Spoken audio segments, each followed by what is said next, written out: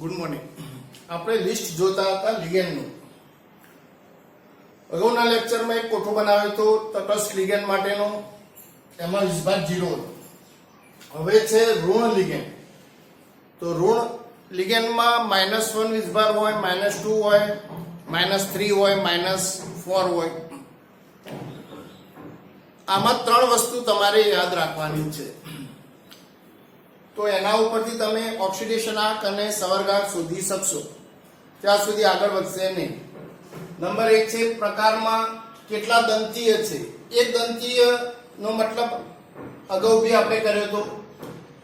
એક ઇલેક્ટ્રોન યુગ્મનું દાન કરે તો તેને એક દંતીય લિગેન્ડ કહેવાય.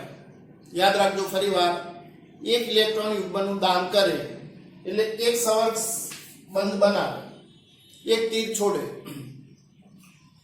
બધાનો વિસ્ભાર અત્યારે જે લિસ્ટ છે એનું -1 છે, પછી -2 જોઈએ. નામ બી બદલાય છે. જે લિગેન્ડ બની જાય બ્રેકેટની અંદર હોય એ જ લિગેન્ડ કહેવાય. બ્રેકેટની બહાર હોય એ સાદો આયન તરીકે ઓળખવાનો છે. Cl- ક્લોરાઇડો, Br- બ્રોમાઇડો, I- આયોડાઇડો. જુઓ તમે નામ બદલાય છે, પાછળ ડો લાગ્યો બધામાં. Cn- સાયનાઇડો, OH- હાઇડ્રોક્સાઇડો, NH2- એમિડો, NO3- નાઇટ્રેટો, NO2- નાઇટ્રાઇટો, CH3COO- એસિટેટો. આમાં ACO માઇનસ લખીને આપે તો બી એસિટેટો જ કહેવાય શોર્ટમાં. SCN- આ ચાર નામ થોડા બધા મિક્સ થઈ જાય એવા છે એટલે તમે ખાસ યાદ રાખો. SCN- થાયોસાયનેટો. M આગળ આવી જાય. S અહીંયા ઇલેક્ટ્રોન યુગ્મનું દાન S કરશે, આમાં નાઇટ્રોજન કરશે, આમાં સલ્ફર પરમાણુ કરશે. નાઇટ્રોજન કરે તો આઇસો પૂર્વક વધારાનો લાગે છે, આઇસો થાયોસાયનેટો. એટલે બંને નામ સરખા જ જેવા છે, ખાલી પરમાણુની અદલા બદલી થયેલી છે. એવા બે અહીંયા જુઓ, CNO- સાયનેટો અને આમાં N આગળ લાવી દીધો, NCO- આઇસો સાયનેટો. નાઇટ્રાઇડો ના આવે.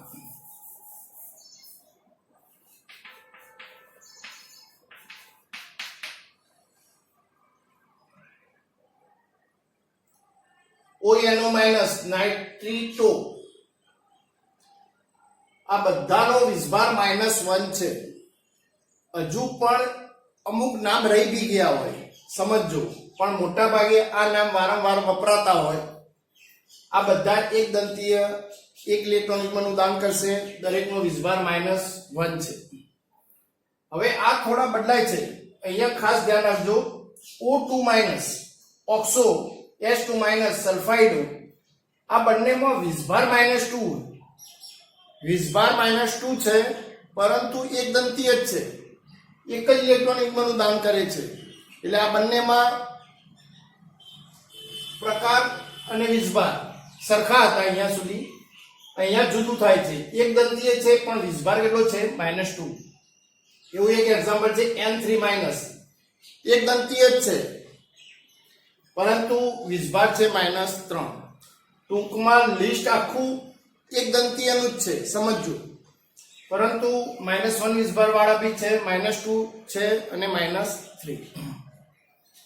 આ અપવાદરૂપ કહી શકાય. ધન લિગેન્ડ છે. NO+ આવા બે જોવા મળે છે. નાઇટ્રોસોનિયમ કોક વાર રેર કેસમાં જોવા મળે. NO2+ નાઇટ્રોનિયમ +1. હવે આપણે આ બંને એક દંતીય છે પણ +1 વિસ્ભાર છે. હવે દ્વિદંતીયનું લિસ્ટ આપણે આગળ જોઈશું. આગળ જોઈએ. દ્વિદંતીય ઋણ લિગેન્ડ મતલબ શું થશે? એક સાથે બે ઇલેક્ટ્રોન યુગ્મનું દાન કરશે. તો તેને શું કહેવાય? દ્વિદંતીય. વીસભાર -2 છે, કોઈ અપવાદ નથી, સીધા નામ યાદ રાખજો. OX2 માઇનસ લખે, COO લખે તો બી ઓક્ઝેલેટો જ કહેવાય. C2O4 માઇનસ લખે તો બી આ નામ થશે. O22 માઇનસ પેરોક્સાઇડો, SO42 માઇનસ સલ્ફેટો, CO32 માઇનસ કાર્બોનેટો અને SO32 માઇનસ સલ્ફાઇટો. આટલા 4 નામ છે. -2 માં 4-5 નામ છે, પણ દ્વિદંતીય -2 વીસભાર આટલા નામ યાદ રાખવાના છે. એવી રીતે ત્રિદંતીય ઋણ લિગેન્ડ તો વીસભાર -3 છે અને એક સાથે 3 ઇલેક્ટ્રોન યુગ્મનું દાન કરે છે. વીસભારને અને દંતીય બંનેને કઈ લેવા દેવા છે નહીં, સમજજો. 3 છે તો વીસભાર -3 મળે છે. અહીંયા દ્વિદંતીય છે તો -2 વીસભાર મળે છે. પણ આગળ આપણે અપવાદ જોયું કે વીસભાર -2 હોય છતાં બી એક દંતીય હોય, O2 માઇનસ હતો, ઓક્સો, એ રીતે. બહુ જ મોસ્ટ ટાઈમથી 2 માર્ક્સમાં અલગ ભાગ પૂછે છે. ષષ્ઠ દંતીય એક સાથે 6 ઇલેક્ટ્રોન યુગ્મનું દાન કરશે, એટલે 6 સહસંયોજક બંધ બનાવશે. તો ષષ્ઠ દંતીયમાં આવું એક એક્ઝામ્પલ યાદ રાખજો, EDTA. આનું નામ બી પૂછાય છે પૂરું, ઇથિલિન ડાયએમાઇન ટેટ્રા એસિટેટ. વીસભાર યાદ રાખજો -4 છે, જો અહીંયા બદલાય છે. ષષ્ઠ દંતીય છે, 6 નું ઇલેક્ટ્રોન યુગ્મનું દાન કરે છે, પરંતુ વીસભાર કેટલો છે? -4. તો એનું સૂત્ર છે CH2CH2 NN. એની સાથે 4 એસિટેટ આયનનું વિસ્થાપન થયેલું છે. NH2 હોય તો 2 હાઇડ્રોજનનું CH2COO-. એવી રીતે અહીંયા CH2COO-, ટૂંકમાં 4 ઓક્સિજન અને 2 નાઇટ્રોજન ઇલેક્ટ્રોન યુગ્મનું દાન કરશે, એટલે એક સાથે 6 ઇલેક્ટ્રોન યુગ્મનું દાન થશે. પણ વીસભાર અહીંયા ગણો તો 1, 2, 3 અને 4 -4 છે. આ પોર્શન 2 માર્ક્સમાં બી પૂછાઈ ગયેલો છે પરીક્ષામાં, એટલે આ વસ્તુ ખાસ એક્સ્ટ્રા બી યાદ કરજો. હવે બહુ મહત્વની વસ્તુ છે, બંને કોઠા તમે કાગળ ઉપર લઈ લેજો આગળ પાછળ. અને હવે આપણે એના નામકરણ જોવાનું છે IUPAC. એટલે તમારે વારંવાર નામની જરૂર પડશે, વીસભારની જરૂર પડશે, ઓક્સિડેશન આ પ્રાથમિક સંયોજકતા ગણવા માટે, અને કેટલા દંતીય છે એ સવર્ગાંક કેટલો છે એ શોધવા માટે જરૂર પડશે.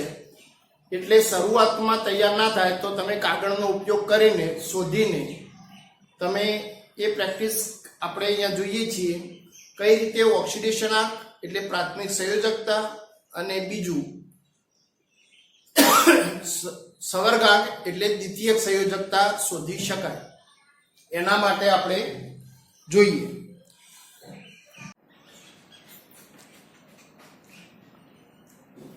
સૌપ્રથમ આપણે પ્રાથમિક સંયોજકતા અને દ્વિતીયક સંયોજકતા શોધતા શીખીએ. એમાં સૌપ્રથમ છે પ્રાથમિક સંયોજકતા. તમને કોઈ પણ પૂછે કે પ્રાથમિક સંયોજકતા કેટલી, તો તેનો ઓક્સિડેશન આંક શોધવાનો છે. હવે ઓક્સિડેશન આંક માટે આપણે રેડોક્સમાં જોતા હતા એ રીતે અહીંયા પણ તમને વીસભાર લખાઈ દીધેલા છે દરેક લિગેન્ડના. તો એના આધારે આપણે ઓક્સિડેશન આંક શોધવાનો છે. બીજું, ઓક્સિડેશન આંક કોનો શોધશો? તો મધ્યસ્થ ધાતુ આયનનો દરેકમાં ઓક્સિડેશન આંક શોધવાનો થાય. હવે અહીંયા સમજો, આ એક કોમ્પ્લેક્સ આપેલું છે. એવા મેં 4 અલગ અલગ કોમ્પ્લેક્સ એક્ઝામ્પલ માટે લીધેલા છે. બ્રેકેટમાં શરૂઆતમાં જ પહેલા બ્રેકેટની અંદર ટોટલ બ્રેકેટ છે ને એ સંકીર્ણ સંયોજન છે. આ વીસભાર તટસ્થ કરવા માટે પાછળ કે આગળ આવી રીતે ધન આયન અહીંયા ગોઠવાયેલો છે, અહીંયા ઋણ આયન ગોઠવાયેલો છે. આ રીતે આયનીકરણથી એ ભાગ પાણીમાં નાખો એટલે છૂટો જ પડી જાય. પણ જે બ્રેકેટની અંદર છે એટલા જ લિગેન્ડ કહેવાય. ખાસ યાદ રાખજો, જેટલા બ્રેકેટની અંદર છે તેને લિગેન્ડ તરીકે ઓળખાય, PO4 ને લિગેન્ડ તરીકે ઓળખાય નહીં. પણ જો PO4 અંદર હોય તો પાછો લિગેન્ડ તરીકે નામ લેવાય. આમ બહારની બાજુ સાદો આયન બની જાય. એવી રીતે અહીંયા K છે તો બ્રેકેટની બહાર છે તો આ એક લિગેન્ડ તરીકે ઓળખાય નહીં. હવે આપણે ઓક્સિડેશન આ કઈ રીતે શોધીશું? મધ્યસ્થ ધાતુ આયન પ્રથમ બ્રેકેટના અંદર હશે, ફર્સ્ટ નંબર. તો આપણે Cr નો શોધવાનો છે. ટોટલ બધા જેટલા જ આયનો હોય બધા લખી દેવાના છે. NH3 કેટલી વાર છે? 3 વાર. 3 વાર NH3 પ્લસ 3 વાર કોણ છે?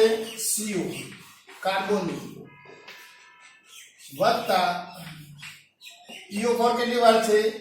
1 વાર. ટૂંકમાં બ્રેકેટની અંદર કે બહાર જેટલા આયનો આપેલા હોય કે લિગેન્ડ આપેલા હોય બધા લખી દેવાના છે. હવે આપણે બરાબર 0 વીજભાર કેટલો થવો જોઈએ? ટોટલ માટે 0. Cr નો આપણે શોધવાનો છે 3. NH3 નો કેટલો હતો? તમારે કાગળમાં જોવો પડે. મેં તમને લખાયો છે આનો NH3 નો વીજભાર છે 0. M- કાર્બોનિલ નો 0 છે. એક દંતીયમાં જ આપેલું હશે, જોજો. વત્તા ફોસ્ફેટમાં હમણાં ઋણ આયનમાં લખાયો -3 બરાબર 0. તો Cr 3 0 3 વાર 0 -3 બરાબર 0. તો Cr -3 આ સાઈડ જશે એટલે પ્લસ. આ એનું ઓક્સિડેશન આ કહેવાય. પણ આ સંકીર્ણ સંયોજનની પ્રાથમિક સંયોજકતા કહેવાય. આવા MCQ પૂછાય છે. પરીક્ષામાં પૂછે કે આની પ્રાથમિક સંયોજકતા કેટલી? તો +3. પછી આપણે એ વસ્તુ રોમનમાં લખવાની આવશે. રોમનમાં લખવાની આઈડિયા આવશે. બીજો નંબર આપણે જોઈએ. અહીંયા Fe ની શોધવાની છે તો Fe લખવાનો વત્તા 4 વાર કોણ છે? K. Cn કેટલી વાર છે? 6 વાર બરાબર 0. અત્યારે આપણે આ રીતે તમને હું બતાવું છું, પછી તો તમે ડાયરેક્ટ ગણશો તો બી આઈડિયા આવી જશે. Fe પોટેશિયમ KNaNH4 આવું સાઈડમાં લખી રાખજો. KNaNH4 બધાનો વીજભાર કેટલો હોય? +1 હોય. આ વસ્તુ ફિક્સ જ છે. K છે તો +1 વત્તા 6. સાયનાઇડો તમને હમણાં લખાયો -1 વીજભાર છે, તમે કાગળમાં જુઓ બરાબર 0. હવે Fe વત્તા 4 -6 બરાબર 0. Fe 6 માંથી 4 જાય એટલે -2 બરાબર 0. Fe +2. તો આનો રોમનમાં આપણે 2 લખીએ. હવે જો તમે ડાયરેક્ટ ગણવું હોય તો તમને કોઠો આવડતો હોય તો તમે ડાયરેક્ટ ગણી શકશો. Cn 6 વાર છે તો -6, K +1 છે તો +4, 6 માંથી 4 જાય એટલે -2, આ બાદ જાય એટલે +2. આ રીતે પછી સ્પીડ પકડવી પડશે, કારણ કે આ વસ્તુ તો શરૂઆતમાં તમે શોધશો તો જ એનું IUPAC નામ લખી શકશો. તો આપણે આગળ IUPAC નામ કઈ રીતે લખાય જોવાનું છે એટલા માટે. હવે અહીંયા જોજો Na2NiEDTA તો નિકલ નો શોધવાનો થાય. નિકલ વત્તા 2 વાર Na છે વત્તા 1 વાર કોણ છે? EDTA બરાબર 0. નિકલમાં કેટલો આવશે? સોડિયમનો હાલ વાત કરી +1. EDTA નો વીજભાર કેટલો હતો? જુઓ તો હાલ હમણાં છેલ્લે હતું -4. સરસ બરાબર 0. નિકલ 2 +2 -4 બરાબર 0. -4 માંથી 2 જાય એટલે નિકલ -2 બરાબર 0, નિકલ બરાબર +2.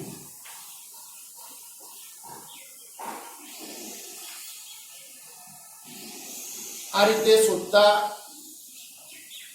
પ્રેક્ટિસ કરશો તો જ આવડશે. આમાં જોઈ લઈએ Cr વત્તા K કેટલી વાર છે? એક વાર. ટૂંકમાં તમારે બધા જ આયનો લઈ લેવા પડે. લિગેન્ડ હોય કે બહારની બાજુ કોઈ બી આયન ગોઠવાયેલું છે બધા લેવા પડે. 2 વાર NH3, 4 વાર Cl બરાબર 0. Cr K નો +1 એક વાર, NH3 નો કેટલો છે? 0. કોઠામાં જુઓ એમ NH3 માં 0 છે. Cl માં કેટલો છે જુઓ -1 બરાબર 0. તો Cr પ્લસ 1 0 નો 0 થશે -4 બરાબર 0. તો શું આવશે? Cr -3 બરાબર 0. તો Cr બરાબર +3. Cr નો અહીંયા કેટલો આવશે? +3. આમાં નિકલનો કેટલો હતો? +2, રોમનમાં 2. આ બધા જ એક્ઝામ્પલમાં દરેકના ઓક્સિડેશન આંક શોધ્યા છે. એનો મતલબ એવો કરીએ છીએ કે દરેકના પ્રાથમિક સંયોજકતા શોધાય. શું શોધાય? પ્રાથમિક સંયોજકતા. હવે આપણે જોઈએ દ્વિતીયક સંયોજકતા કઈ રીતે શોધી શકાય.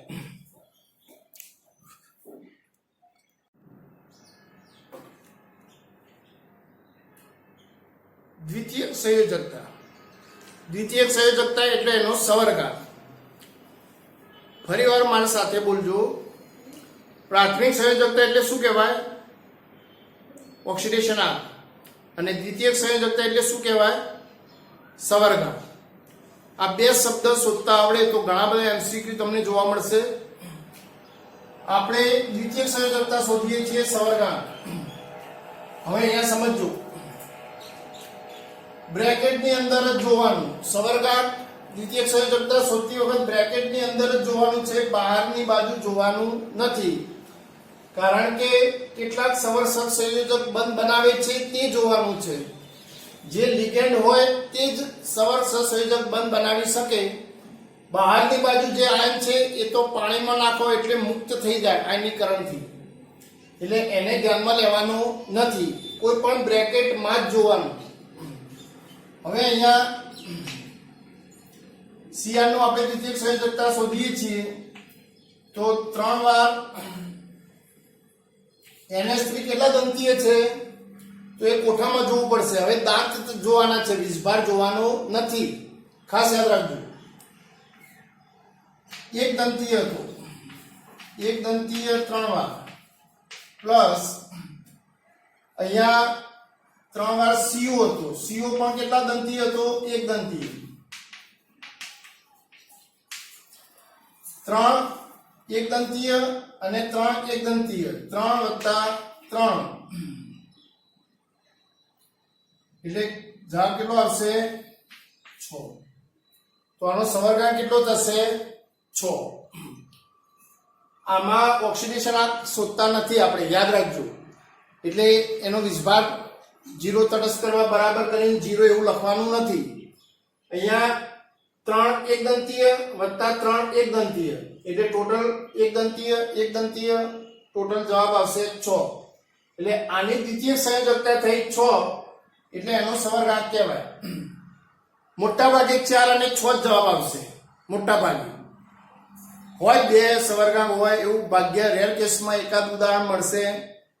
અમુક 5 સવર્ગાંક હોય, અમુક એવું રેર કેસમાં જોવા મળે. પણ મોટા ભાગે તમારા અભ્યાસમાં 4 અને 6 સવર્ગાંક દ્વિતીયક સંયોજકતા ધરાવતા સંકીર્ણ સંયોજનો મળશે. હવે અહીંયા જુઓ, 2 વાર EN છે.